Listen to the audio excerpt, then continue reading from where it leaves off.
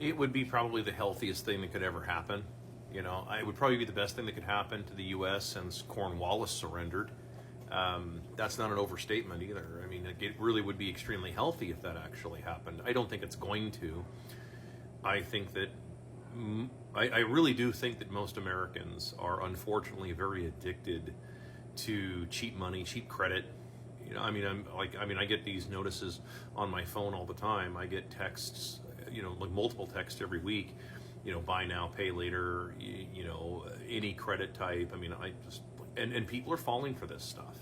Tons and tons of people are still are doing this buy now, pay later, and just incur more and more debt. And it's because the USD is a debt-based currency. If you followed my work for any length of time, you know my thoughts on the US dollar. And I realize there's a whole bunch of people on both sides, whether it's left or right, it doesn't matter, but they want control of the printing press. They don't want to have hard money, because if you have hard money, then both sides lose control. They're not able to control people anymore.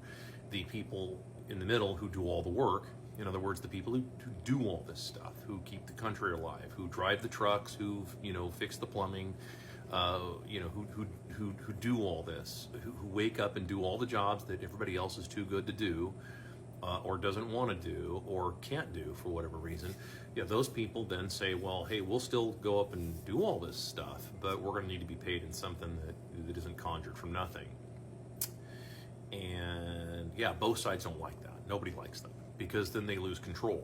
They lose the control. Remember, the ability to conjure money is akin to the ability to conjure energy from nothing. It gives the illusion of permanent wealth and always endless growth, and that's just not the case.